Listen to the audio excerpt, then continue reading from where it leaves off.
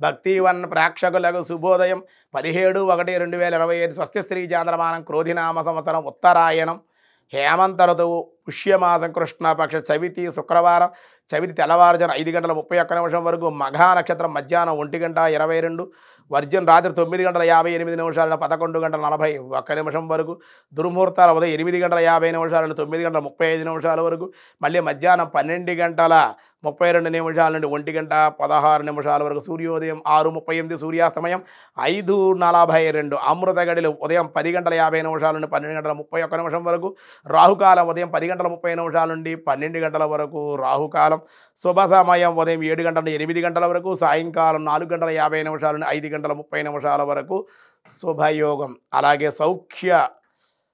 సౌఖ్యయోగం ఈరోజు ఉదయం మధ్యాహ్నం రాత్రి 1:52 వరకు భవ సాయంత్రం 4:58 బాలువ తెల్లవారుజామున 5:31 సౌభాగ్యయోగం ఉందన్నమాట. రాత్రి 1:52 భవ సాయంత్రం 4:58 బాలువ తెల్లవారుజామున 5:31.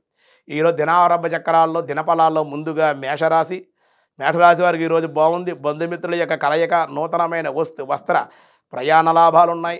వృషభ రాశి సంతాన సౌఖ్యం, శత్రువులపై జయము, కానీ ధనమునకు ఇబ్బందులు. మిథున రాశి వారికి కుటుంబ జీవనం, అలాగే ధనవృద్ధి, ప్రయాణ లాభాలు, శ్రమ స్వల్పంగా అనారోగ్య సమస్యలు ఉండే అవకాశం. కర్కాటక రాశి ఆరోగ్య లాభం, అధిక శ్రమ, అనవసరపు ఖర్చులు. సింహరాశి స్వల్ప అనారోగ్య సమస్యలు, ఔషధ సేవ, శ్రమానంతర లాభాలు. కన్యారాశి వారికి నూతన కార్యలాభం, అధిక కోపం, విరోధాలు, కానీ ధన లాభాలు. తులారాశి ప్రభుత్వ కార్యలాభాలు, వృత్తి వ్యాపార ఉద్యోగాల్లో రాణింపు. వృశ్చిక రాశి నూతనమైన పరిచయాలు, అధికారుల యొక్క దర్శనము, ఎంతటి కార్యమునైనా సరే అవలేలగా ఈరోజు మీరు పూర్తి చేయగలుగుతారు. ధనస్సు రాశి దూర ప్రయాణాలు, అలసట, ధన వ్యయము, యశోభూషణ ప్రాప్తి. మకర రాశి ఖరీదైన వస్తువుల లాభము, బంధుమిత్రుల యొక్క కలయిక, కుటుంబానందం. కుంభరాశి కుటుంబంతో సఖ్యత, ధనవృద్ధి, అనుకోని ప్రయాణాలు, అధికంగా శ్రమ ఉండే అవకాశం ఉంది.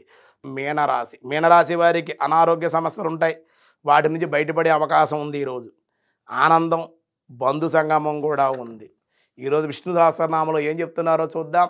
వ్యాసాయ విష్ణు రూపాయ వ్యాసరూపాయ విష్ణవే యుగాదికృత్యుగావర్త్యో నైకమాయో మహాశన అదృశ్యో వ్యక్త రూపస్య సహస్రజిత్ అనంతజిత్ అంటున్నారు.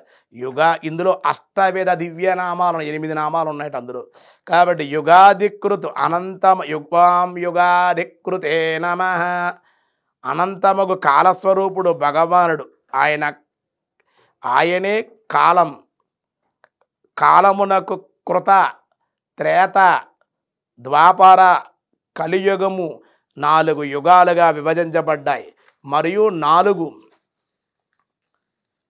4 కర్తలు ఆయనే. కాలప్రమాణము, లక్షణాలు, నిమిషాలు, గంటలు, దినంబులు, వారాలు, పక్షములు, మాసములు, ఋతువులు, అయనములు, సంవత్సరములు, యుగములు, మహాయుగములు ఇవన్నీ కూడా పరమేశ్వర స్వరూపాలే. కాబట్టి అహమేవ క్షయం కాలః, నేను అక్షయమగు కాలస్వరూపుడను, నేను కాలయతామహం అని గణకము చేయవానిలో కాలమును నేనేని భగవద్గీతలో చెప్పినట్లుగానే కాలము చాలా విలువైనది. పోయిన కాలము తిరిగి రాదు, సద్వినియోగం చేసుకోవాలి. కనుక హరికీర్తనా చింతనతో కాలం సద్వినియోగం చేసుకోండి, దీని సారాంశం అన్నమాట. కనుక కాలస్వరూపుడు పరమాత్మ అని ఈవేళ చెప్పడం జరిగింది. మిగతా విషయాలు రేపు చూద్దాం. ఈరోజు స్వస్తి.